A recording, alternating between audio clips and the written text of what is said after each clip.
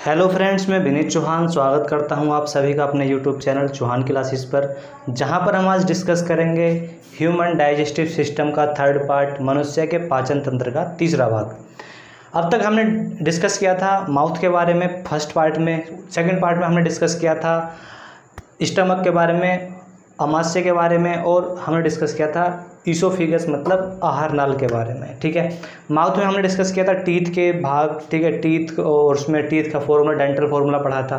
ठीक है, वो सब मैंने पार्ट अपलोड कर दिया है, वो आप देख सकते हैं उसमें जाकर। अब तीसरे पार्ट में, थर्ड पार्ट में हम डिस्कस करेंगे स्मॉल इंटेस्टाइन, छोटी आंत के बारे में, लीवर, यकृत के बारे में, पैनक्रियाज, अग्नाशय के बारे में, अग्नाशय है। ठीक है, पैनक्रियाज अग्नाशय के बारे में। जब स्मॉल इंटेस्टाइन की बात करते हैं, छोटी आंत की बात करते हैं, नाम सुनने में छोटा लगता है लेकिन है सबसे बड़ी। दो टाइप की आंत होती हैं, टू टाइप की इंटेस्टाइन होती हैं। एक होती है स्मॉल इंटेस्टाइन, सुनने में छोटी है लेकिन लंबाई में बड़ी है। ऐसे ही जो लार्ज इंटेस्टाइन है वो स्मॉल इंटेस्टाइन से छोटी है लेंथ में। ठीक है, साइज में बड़ी है। तो स्मॉल इंटेस्टाइन की बात करें, छोटी आंत की बात करें, तो इसकी जो लेंथ होती है, इसकी जो लंबाई होती है वो 6 से लेकर 6.5 मीटर, 6 से लेकर 6.5 मीटर तक होती है। और जो आपकी स्मॉल इंटेस्टाइन होती है, छोटी आंत होती है, वो उसके 3 पार्ट होते हैं। 3 पार्ट्स ऑफ स्मॉल इंटेस्टाइन कौन कौन से होते हैं? एक होता है ड्यूडेनम, एक होता है जेजेनम और एक होता है इलियम।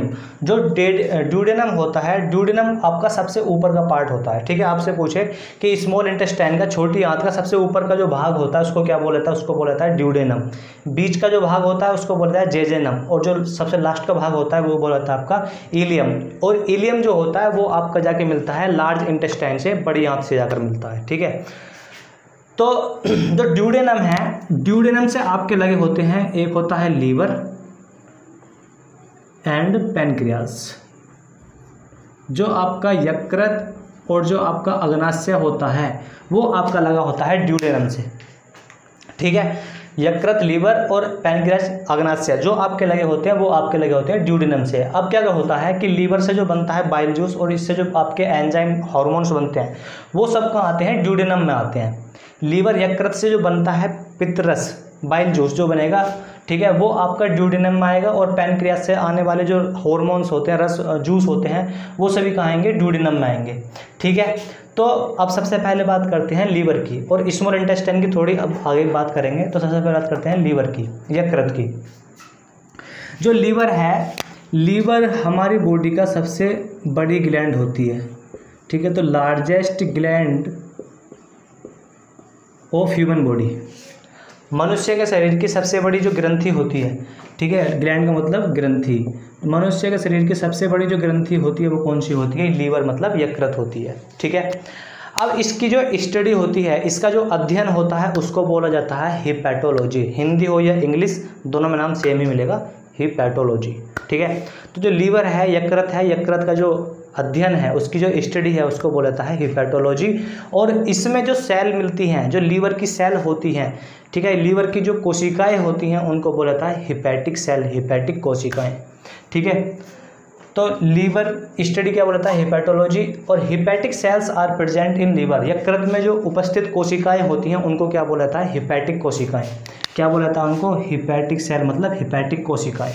ठीक है, अब ये हिपैटिक कोशिकाएं क्या होती हैं? हमारा शरीर जो है, हमारी बॉडी पूरी किससे मिलकर बनी होती है? सेल से मिलकर बनी होती है, मैंने बताया था सेल वाले चैप्टर में। तो हमारी बॉडी में जो लीवर है, यकृत है, वो भी किससे मिलकर बना हुआ है? सेल से। और उसकी जो सेल है उनको क्या बोला जाता है? हिपैटिक सेल, हिपैटिक कोशिकाएं। और जो हिपैटिक सेल होती हैं वो हमारी बॉडी के अंदर हाईएस्ट रीजनरेशन पावर रखती हैं। हाईएस्ट रीजनरेशन पावर का मतलब अपने आप में पुनर्निर्माण की सबसे ज़्यादा क्षमता रखती हैं। ठीक है, तो यकृत, यह आपसे पूछ ले कि ह्यूमन बॉडी का, मनुष्य के शरीर का सबसे ज़्यादा पुनर्निर्माण करने वाला अंग है, तो आपका होगा लीवर मतलब यकृत होगा। किसकी वजह से? हिपैटिक सेल, हिपैटिक कोशिकाओं की वजह से। अब होता क्या है कि एक इंसान का लीवर डैमेज हो जाता है, एक इंसान का लीवर ख़राब हो गया, ठीक है, और उसको डॉक्टर ने सजेस्ट किया है कि आप अपना लीवर चेंज करा लो, या फिर अपने किसी का लीवर डोनेट कर लो, किसी से अपना लीवर डोनेट ले लो किसी से। ठीक है, किसी से लीवर ले लो। और जो इंसान जिसका लीवर बिल्कुल ठीक है, 100% ठीक है, तो वो अपने लीवर को 80% डोनेट कर सकता है। ठीक है, अपने लीवर का 80% पार्ट डोनेट कर सकता है, 80% भाग डोनेट कर सकता है, दान कर सकता है। किसको? जिसका लीवर क्या है, ख़राब है, ठीक है, डैमेज है। अब उस इंसान ने जिस इंसान ने जिसका लीवर बिल्कुल 100% ठीक था, उसने 80% 80% डोनेट कर दिया, तो उसका जो लीवर है, उसका जो यकृत है, वो अपने आप ही खुद ही 21 डेज़ के अंदर ही, 21 दिन के अंदर ही क्या होगा, पूरा हो जाएगा, ठीक है, रीजनरेट हो जाएगा। किसकी वजह से? हेपेटिक सेल की वजह से, हेपेटिक कोशिकाओं की वजह से। अब जिस इंसान का लीवर ख़राब था, उसको लीवर मिल गया, दूसरे का ठीक लीवर मिल गया, तो उसकी जो ठीक वाली कोशिकाएं थी, हेपेटिक सेल थी, वो उसकी जो बेकार कोशिकाएं थी उनको किल करके उसको रीजनरेट कर देंगी, और जिसका ख़राब लीवर था वो भी क्या हो जाएगा, ठीक हो जाएगा। तो अब आपसे पूछे कि इंसान अपने लीवर का कितने % भाग डोनेट कर सकता है, तो वो 80% भाग डोनेट कर सकता है, ठीक है, 80% भाग डोनेट कर सकता है। तो हेपेटिक सेल, हेपेटिक कोशिकाएं आर प्रेजेंट इन लीवर, यकृत में आपकी कौन सी कोशिकाएं होती हैं? हेपेटिक कोशिकाएं होती हैं। Hepatic cells have highest regeneration power, ठीक है, सबसे ज़्यादा जो पुनः निर्माण की जो कार्य करती हैं वो कौन करती है? हेपेटिक सेल करती है, ह्यूमन बॉडी के अंदर, मनुष्य के शरीर के अंदर। ए ह्यूमन कैन डोनेट 80%, अपने आप में कितने प्रतिशत? 80%। A human can donate 80% of his liver, अपने यकृत का, अपने लीवर का कितने प्रतिशत भाग डोनेट कर सकता है? 80%। And his liver will regenerate within 21 days. अब उसने अपना लीवर जो 80% डोनेट करा है, 80% डोनेट कर दिया, ये दान कर दिया, वो अपने आप ही रीजनरेट हो जाएगा, ठीक हो जाएगा। कितने दिन के अंदर? 21 दिन के अंदर, मतलब 3 वीक के अंदर उसका लीवर अपने आप ही ठीक हो जाएगा, रीजनरेट हो जाएगा। अब आपसे पूछे वेट, जो लीवर है, लीवर का वेट कितना होता है, यकृत का वजन कितना होता है? तो 1.5 to 2 kg, 1.5 से लेकर 2 किलोग्राम तक आपका वेट होता है। जो लीवर है, यकृत का जो वेट होता है, उसका जो वजन होता है, वो 1.5 से लेकर 2 kg, मतलब 1.5 से लेकर 2 किलोग्राम तक होता है। Heaviest and largest internal organ of human body, ठीक है। अब मैंने यहाँ पे लगाया है लार्जेस्ट इंटरनल ऑर्गन, इंटरनल मतलब आंतरिक, अंदर का। यहाँ पे आपके तो एक स्टेटमेंट और बनती है कि ह्यूमन बॉडी का, मनुष्य के शरीर का सबसे बड़ा ऑर्गन, लार्जेस्ट ऑर्गन कौन सा होता है? तो वो आपका आंसर होगा स्किन, ठीक है। ह्यूमन बॉडी का, मनुष्य के शरीर का सबसे लार्जेस्ट ऑर्गन, सबसे बड़ा अंग जो होता है वो होता है स्किन, उसकी त्वचा होती है। लेकिन आपसे पूछे कि ह्यूमन बॉडी का इंटरनल लार्जेस्ट ऑर्गन, मतलब अंदर का आंतरिक सबसे बड़ा अंग कौन सा होता है? तो आंसर होगा लीवर, यकृत। तो ह्यूमन बॉडी का, मनुष्य के शरीर का हैवीएस्ट, सबसे भारी, एंड लार्जेस्ट इंटरनल ऑर्गन, और सबसे बड़ा आंतरिक अंग पूछ ले तो वो क्या होता है? आपका लीवर ही होता है। तो heaviest and largest internal organ of human body, वो क्या है? हमारा लीवर, मतलब यकृत है। अब जो लीवर है, लीवर से निकलता है आपका बाइल जूस, पित्त रस, ठीक है। Liver stimulates bile juice. आपसे पूछे बाइल जूस, पित्त रस कहाँ से निकलता है, कहाँ से स्रावित होता है? तो वो आपका होता है लीवर, मतलब यकृत से। तो लीवर स्टिमुलेट्स बाइल जूस, पित्त रस निकलता है इससे। और जो बाइल जूस है वो काम करता है आपका, जो फैट होते हैं, लिपिड्स होते हैं, वसा होती हैं, उनके पाचन में, ठीक है। तो आपसे पूछे कि जो फैट हैं, वसा हैं, उनका पाचन कहाँ होगा? तो उनका पाचन होता है आपका लीवर के अंदर जाकर, ठीक है। उनका पाचन कहाँ होता है? आपका लीवर के अंदर। तो लिपिड्स या फैट बोलते हैं, तो उनका जो पाचन होता है वसा का, फैट मतलब वसा का जो पाचन होता है वो कहाँ होता है? हमारा लीवर के अंदर होता है। किसकी वजह से? बाइल जूस, मतलब पित्त रस की वजह से। Bile juice stimulates 24 hours. जो आपका बाइल जूस है, पित्त रस है, पित्त रस आपका ह्यूमन बॉडी के अंदर 24 घंटे निकलता है। 24 घंटे आपका जो यकृत है वो आपका बनाता है, स्रावित करता है किसको? बाइल जूस, मतलब पित्त रस को। और एक दिन में 700 से लेकर 1000 मिलीलीटर, ठीक है, ml लीटर, एक दिन में 700 से लेकर 1000 मिलीलीटर आपका बाइल जूस निकलता है लीवर से, ठीक है। आपसे पूछे कि एक दिन में लीवर, यकृत कितना बाइल जूस स्टिमुलेट करता है, कितना पित्त रस स्रावित करता है? तो वो करता है आपका 700 से लेकर 1000 मिलीलीटर तक, ठीक है। और जो pH वैल्यू होती है इसकी बाइल जूस की, वो आपकी होती है 7.7, ठीक है। pH वैल्यू, इसकी जो pH मान होता है बाइल जूस का, पित्त रस का, वो आपका होता है 7.7, 7.7। जिसकी pH वैल्यू 7 से ज़्यादा होगी, 7 से ज़्यादा होगी, वो कैसा होता है? बेसिक, मतलब क्षारीय प्रकृति का होता है। तो बाइल जूस जो है, जो आपका पित्त रस है, इसकी जो नेचर है वो कैसी है? बेसिक नेचर है। कैसी नेचर है इसकी? बेसिक, मतलब क्षारीय प्रकृति का है, ठीक है। किस नेचर का है ये? आपका बेसिक नेचर का, क्षारीय प्रकृति का है। और जो बाइल जूस है वो रंग में होता है ग्रीन कलर का, हरे रंग का होता है ड्यू टू बाइलवर्डिन पिगमेंट। किसकी वजह से होता है? बिलीवर्डिन पिगमेंट की वजह से। ठीक है, जो आपका बाइल जूस है, पित्त रस है, वो किस रंग का होता है, किस कलर का होता है? ग्रीन कलर का, हरे रंग का।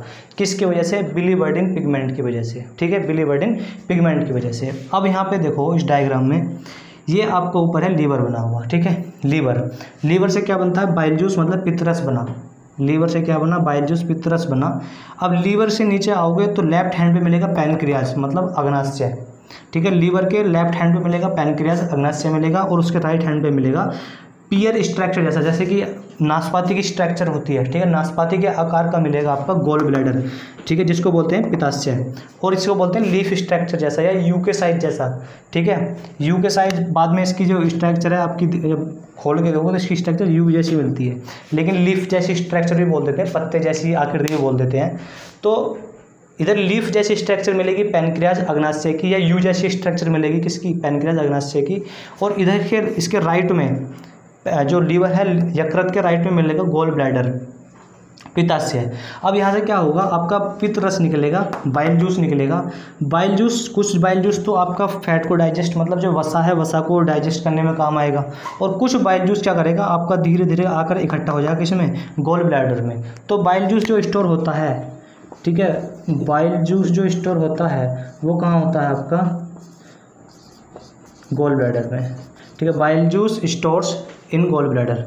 तो जो पित्तरस है, पित्तरस का जो इकट्ठा होता है, पित्तरस जो इकट्ठा होता है वो कहाँ होता है? गोल ब्लैडर मतलब पित्ताशय में होता है। ठीक है, तो ये सब हमें पढ़ना है लीवर में। अब नेक्स्ट बात करते हैं पैनक्रियाज मतलब अग्नाशय की बात करते हैं। अब नेक्स्ट बात करते हैं पैनक्रियाज मतलब अग्नाशय की। जो पैनक्रियाज है, अग्नाशय है, इसकी जो खोज की थी वो की थी आपकी लैंगरहैंस ने।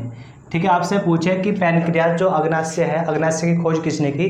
तो it was discovered by Langerhans. ठीक है, पैनक्रियाज जो अग्नाशय है, अग्नाशय की जो खोज की थी वो किसने की थी? लैंगरहैंस ने। And it is the largest and only mixed gland of human body. ठीक है, आपसे पूछेगा कि ह्यूमन बॉडी की, मानव के शरीर की सबसे बड़ी मिश्रित ग्रंथि कौन सी है? मनुष्य के शरीर की सबसे बड़ी मिश्रित ग्रंथि कौन सी है? तो वो है हमारी पैनक्रियाज मतलब अग्नाशय। और इकलौती ही मिश्रित ग्रंथि है, इकलौती ही मिक्स्ड ग्लैंड है। अब मिक्स्ड ग्लैंड किसको बोलेंगे? मिक्स्ड ग्लैंड वो उस ग्लैंड को बोलते हैं जो आपका एंडोक्राइन की तरह भी काम करती है। एंडोक्राइन ग्लैंड मतलब अंतःस्रावी ग्रंथि की तरह भी काम करती है, और जो आपका एक्सोक्राइन ग्लैंड मतलब बाह्य स्रावी ग्रंथि की तरह भी काम करती है। ठीक है, अभी ग्लैंड के बारे में समझ में नहीं आएगा तो ग्लैंड अभी चैप्टर पढ़ाएंगे, सब समझ में आ जाएगा। एंडोक्राइन ग्लैंड का मतलब होता है अंतःस्रावी ग्रंथि, और एंडोक्राइन ग्लैंड जो होती हैं, अंतःस्रावी ग्रंथि जो होती हैं, वो सिर्फ आपका बनाती हैं, सिक्रेशन करती हैं हॉर्मोन्स का। ठीक है, क्या बनाती है? सिर्फ आपका हॉर्मोन्स बनाती हैं। जो एंडोक्राइन ग्लैंड होती हैं, अंतःस्रावी ग्रंथियाँ होती हैं, वो सिर्फ बनाती हैं आपके हार्मोन। ठीक है, हार्मोन्स का स्रावण करती हैं। जबकि एक्सोक्राइन ग्लैंड जो होती हैं, बाह्यस्रावी ग्रंथियाँ होती हैं, बाह्यस्रावी ग्रंथियाँ बनाती हैं आपके जूस या फिर एंजाइम्स। ठीक है, एंडोक्राइन ग्लैंड हार्मोन्स बनाती हैं और एक्सोक्राइन ग्लैंड आपको क्या बनाती हैं? जूस या फिर एंजाइम। तो जो पैनक्रियाज है, जो आपका अग्नाशय है, अग्नाशय क्या करता है? दोनों टाइप के काम करता है। ये हार्मोन्स भी बनाता है और साथ में आपका एंजाइम भी बनाता है। ठीक है, एंजाइम मतलब जूस से बन जाए आपका एंजाइम, तो जूस एंजाइम भी बनाता है और साथ में क्या बनाता है? आपका हार्मोन भी बनाता है। तो इसीलिए इसको बोला जाता है मिक्स्ड ग्लैंड, मिश्रित ग्रंथि।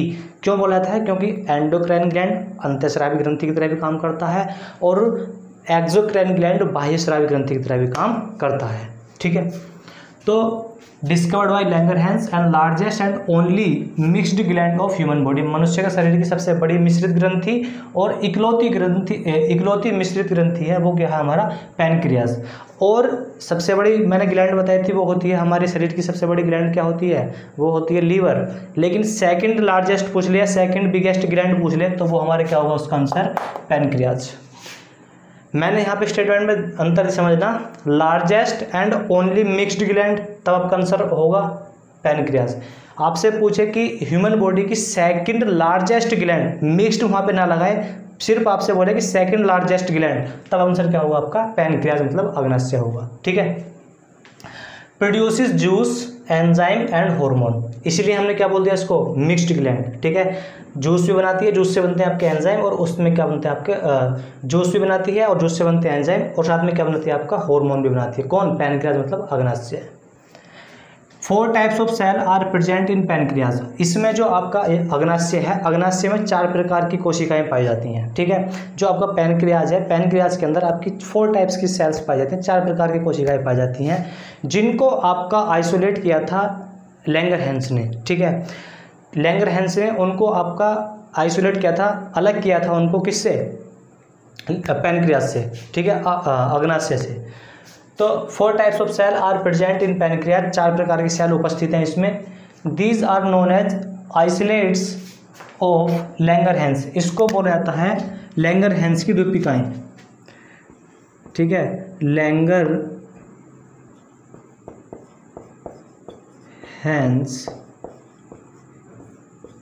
की द्वीपिकाएं। ठीक है, लैंगरहैंस की द्वीपिकाएं किसको बोला जाता है? जो आपकी 4 टाइप की सेल होती हैं पैनक्रियाज की, अग्नाशय की 4 टाइप की जो सेल होती है उनको बोला जाता है आइसोलेट्स ऑफ लैंगरहैंस, लैंगरहैंस की द्वीपिकाएं। अब कौन कौन सी सेल होती है? एक होती है अल्फा सेल, एक होती है बीटा सेल, एक होती है गामा सेल और एक होती है एफ सेल। 4 प्रकार की सेल होती हैं अग्नाशय में, पैनक्रियाज में। कौन कौन सी? Alpha cell, beta cell, gamma cell और एफ सेल। जो अल्फा सेल होती हैं, अल्फा कोशिकाएं होती हैं, वो आपका केवल होती है 5%, 5%। बीटा सेल जो होती है सबसे ज़्यादा मिलती हैं, वो मिलती है 90%, 90%। जो गामा सेल होती है वो मिलती है 2.5%, 2.5%। एफ सेल जो होती हैं, एफ कोशिकाएं होती हैं, वो मिलती हैं 2.5%, 2.5%। तो एफ सेल और गामा सेल दोनों आपके बराबर बराबर मिलती हैं। अब यहाँ से आपसे पूछे कि पैनक्रियाज में, अग्नाशय में सबसे ज़्यादा पाई जाने वाली सेल है, तो वो है हमारी बीटा सेल, और सबसे कम एफ सेल। ठीक है, या फिर गामा सेल, लेकिन आप आंसर एफ सेल ही पिक करोगे। ठीक है, सबसे कम पाई जाने वाली जो सेल है एफ सेल आंसर पिक करोगे उस केस में। ठीक है, तो जो अल्फा सेल है, अल्फा सेल बनाती है आपका ग्लूकागोन हार्मोन। ठीक है, आपसे पूछे कि पैनक्रियाज में, अग्नाशय के अंदर ग्लूकागोन हार्मोन कौन बनाती है, तो बनाती है अल्फा सेल। और किस प्रकार की सेल है? एक एंडोक्राइन ग्लैंड है। ये जो ऊपर की आपकी अल्फा बीटा गामा है, एक सीरीज बन रही है अल्फा बीटा गामा की, alpha beta gamma, alpha cell alpha कोशिकाएं, बीटा सेल बीटा कोशिकाएं और गामा सेल गामा कोशिकाएं, ये किस में आती हैं? आपकी इंडोक्राइन ग्लैंड में आती है, मतलब अंतःस्रावी ग्रंथि में आती हैं। और जो इंडोक्राइन ग्लैंड होती है, अंतःस्रावी ग्रंथियां होती हैं, वो क्या बनाती है? हार्मोन्स बनाती हैं। क्या बनाती हैं? हार्मोन्स बनाती हैं।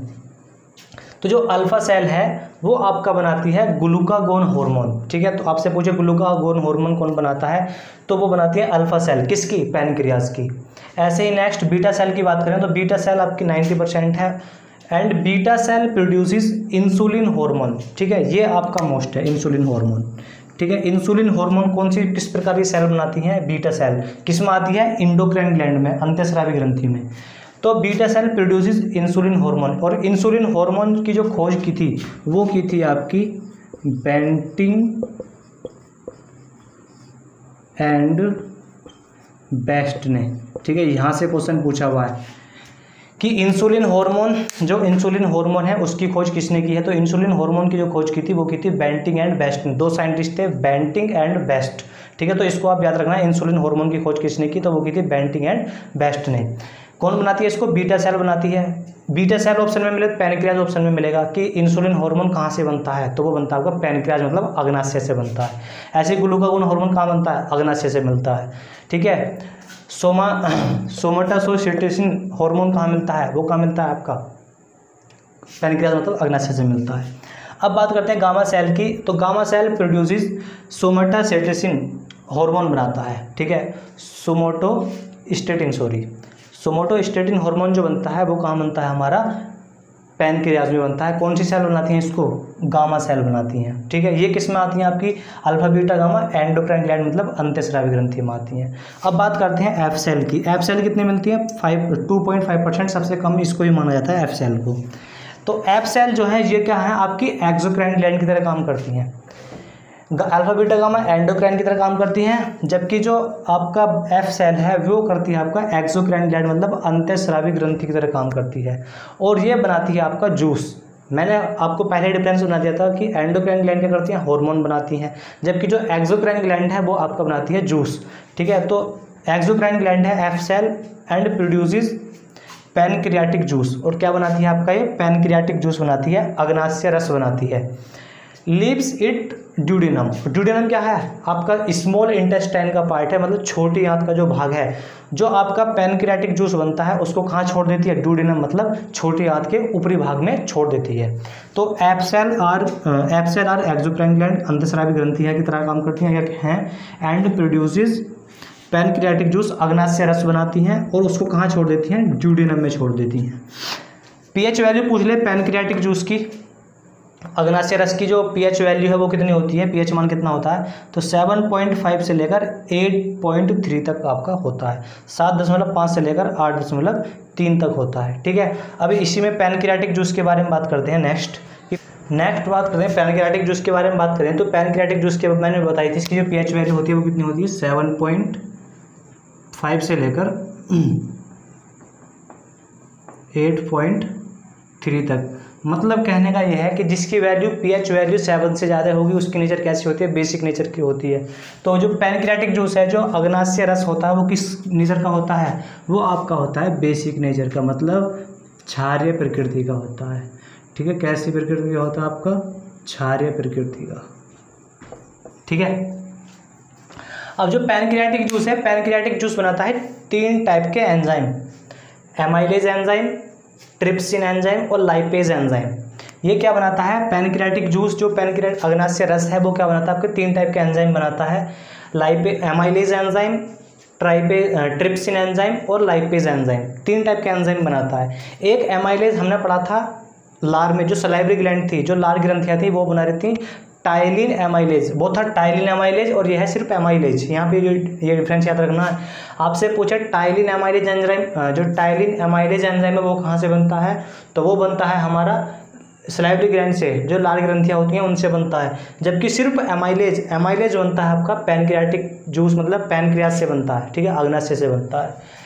एमाइलेज, ट्रिप्सिन और लाइपेज ये बनते हैं किससे, आपके पैनक्रियास से। जो एमाइलेज है, एमाइलेज डाइजेस्ट करता है, जो आपका 75% कार्बोहाइड्रेट को डाइजेस्ट कर दिया था टाइलिन एमाइलेज ने। 75% जो आपका कार्बोहाइड्रेट था माउथ में, जो आपकी सलाइवरी ग्लैंड थी, लार ग्रंथियाँ थी, वो उन्होंने आपका डाइजेस्ट कर दिया था। जो बचा 25% कार्बोहाइड्रेट होता है वो एमाइलेज डाइजेस्ट कर देता है पैनक्रियाज में आकर। उसके बाद में कुछ प्रोटीन आपका करता है